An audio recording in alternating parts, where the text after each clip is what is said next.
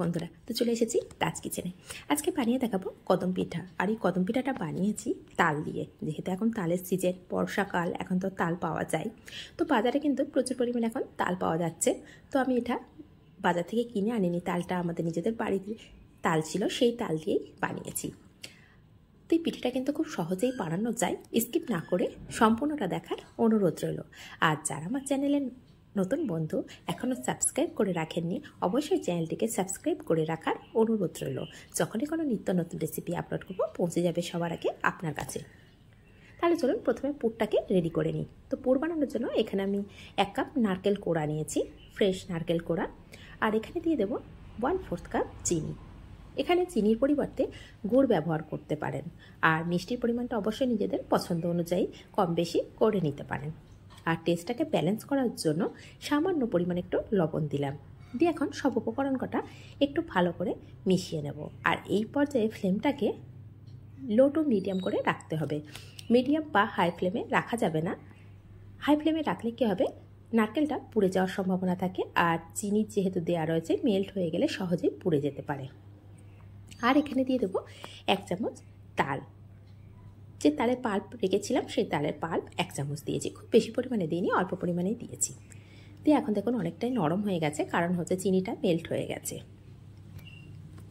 তো এইভাবে একভাবে মিডিয়াম টু লো ফ্লেমে দিয়ে এইভাবে নাড়াচাড়া করে একটু সময় ধরে নাড়াচাড়া করতে হবে, যাতে করে নিচের দিকে না ধরে যায়, অনেক সময় পুড়ে যাওয়ার সম্ভাবনা থাকে। সেই জন্য লো টু মিডিয়াম ফ্লেমে দিয়েই ভালো করে নাড়াচাড়া করতে করতে এইভাবে শুকনো করে নিতে হবে। তো দেখুন আগের থেকে অনেকটাই শুকনো হয়ে গেছে। আর এক জায়গায় যখন দলা পাকিয়ে যাচ্ছে না, তখনই বুঝে নিতে হবে যেটা পারফেক্টভাবে পুরটা রেডি হয়ে গেছে। এখন পুরটাকে আমি আলাদা একটা প্লেটে তুলে নেব, নিয়ে এটাকে ঠান্ডা করতে দেবো। দিয়ে কড়াটাকে ভালো করে পরিষ্কার করে নিয়ে এই কড়ার মধ্যেই আবার আমি 1 কাপ তারের পাল্প নিয়েছি। আর পাল্পটা কতটা ঘন সেটা দেখেই বুঝতে পারছেন। এটা আমি আগে থেকে জাল করে ফ্রিজে রেখে দিয়েছিলাম। এখন আমি এই পিঠাটা বানাবো বলে তালটাকে আগে থেকে 1 ঘন্টা মতন বার করে রেখে দিয়েছিলাম। এখন রুম টেম্পারেচারে চলে এসেছে, তারপরে এখানে 1 কাপ মেপে নিয়েছি। তো দেখেই বুঝতে পারছেন কতটা ঘন আছে। তো এইভাবে একটু নাড়াচাড়া করে নিলাম। আর ফ্লেমটা এখন লো টু মিডিয়ামে রেখে দিয়েছি, হাই ফ্লেমে একদমই দেবো না, যেহেতু অনেকটাই ঘন আছে, পুড়ে যেতে পারে। এখন দিয়ে দেবো যে কাপ মেপে তাল নিয়েছিলাম না, তালের পাল্প, সেই কাপের 1 কাপ চালের গুঁড়ো দিয়ে এখন ভালো করে মিশিয়ে নেব। তো এর মধ্যে এখন আরও দুটো উপকরণ মেশাবো। সেটা হলো সামান্য একটু লবণ, এটাকে টেস্টটাকে ব্যালেন্স করবে। আর 2 চামচ চিনি। এই চিনিটা অবশ্যই স্কিপ করে যেতে পারেন, যারা চিনি খেতে পছন্দ করেন না বা খান না অবশ্যই স্কিপ করে যেতে পারেন। তো এখানে সব কিছু উপকরণগুলো দিয়ে আমি একটু ভালো করে এইভাবে মিশিয়ে নিচ্ছি। আর নিয়ে এইভাবে একটু শুকনো করে নিচ্ছি। আর অনেকটাই শুকনো হয়ে গেছে। এখন ফ্লেমটাকে অফ করে সাইড করে রেখে দিয়েছি একটু ঠান্ডা হওয়ার জন্য। আর এদিকে এগুলোকে ভাপিয়ে নেব বলে একটা কড়া নিয়েছি, তার মধ্যে স্টিম করার জন্য একটা যে প্লেট থাকে সেই প্লেটটাকে নিয়ে একটু তেল ব্রাশ করে রেখে দিলাম, দিয়ে সাইড করে রেখেছি। আর আটাটাকে ঠান্ডা হয়ে যাওয়ার পরে হালকা করে একটু মেখেও রেখেছিলাম। এখন আমি হাতের মধ্যে সামান্য একটু তেল দিয়ে নিচ্ছি, এতে করে একদম হাতের মধ্যে লেগে যাবে না। দিয়ে দেখুন একটা খুঁড়ির মতো শেপ করে নিচ্ছি। দিয়ে সামান্য পরিমাণে নারকেলের পুর নিয়ে নিচ্ছি, যেটা রেডি করে রেখেছিলাম। সেটাকে এইভাবে তালের যে পিঠাটা রেডি করে রেখেছি তার মধ্যে দিয়ে ঠিক এইভাবে হাত দিয়ে একটু চেপে চেপে সম্পূর্ণ পুরটাকে ঢেকে দিতে হবে। দিয়ে হাতের সাহায্যে একটু গোল করে নিতে হবে। আর দেখুন তেল দেওয়ার জন্য এটা দেখতে কতটা সুন্দর হচ্ছে, খুব ভালোভাবে গোলটা করা যায়, সেই জন্য আমি হাতে সামান্য একটু তেল দিয়ে নিয়েছি। দেখুন দেখতে কতটা সুন্দর হয়েছে। তো এইভাবে সবগুলোই আমি রেডি করে নেব। ঠিক একইভাবে আরও একটা নিয়ে দেখুন, খুব সামান্যভাবে কিন্তু খড়ি করিনি, একটু হাত দিয়ে চাপলে গোল হয়ে যাচ্ছে। তার মধ্যে পুর দিয়ে দিলাম 1 চামচ মতন, দিয়ে আবারও ঠিক একইভাবে গোল করে রেডি করে নিচ্ছি। তো এইভাবে সমস্তটাই আমি রেডি করে নিয়েছি। তো এখন এটাকে সাইড করে রেখে দেব। দিয়ে এখন নিয়ে নেব যে প্লেটটা রেখেছিলাম না অয়েল ব্রাশ করে, সেটাই নিয়ে নিয়েছি। আর এখানে আমি নিয়েছি বাসমতি চাল, এখানে 2 মুঠো চাল নিয়েছি। নিয়ে এটাকে আগে থেকে 1 ঘন্টা আগে আমি ভিজিয়ে রেখেছিলাম। ভিজিয়ে জলটাকে একদম ভালো করে ছড়িয়ে রেখেছিলাম।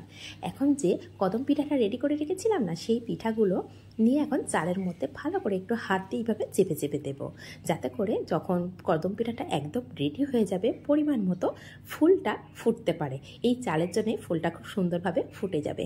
তাহলে রেসিপিটা কত সহজভাবে বানানো গেছে।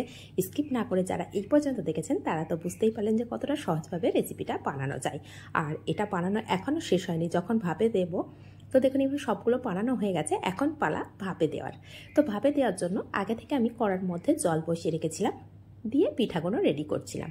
তো পিঠাগুলো এখন রেডি হয়ে গেছে, জলটাও দেখুন খুব ভালোভাবে ফুটে গেছে। এখন স্টিম দেব, তার জন্য মিনিমাম 7 থেকে 8 মিনিট আমার সময় লাগবে। তো এখন ঢাকা দিয়ে দেব। ঢাকা দিয়ে এটাকে মাঝে মধ্যে একটু চেক করে নিতে হবে। তো ঢাকা দেওয়া 3 থেকে 4 মিনিট পরে আমি একটু চেক করে দেখে নেব যে ঠিকঠাক হয়েছে কিনা।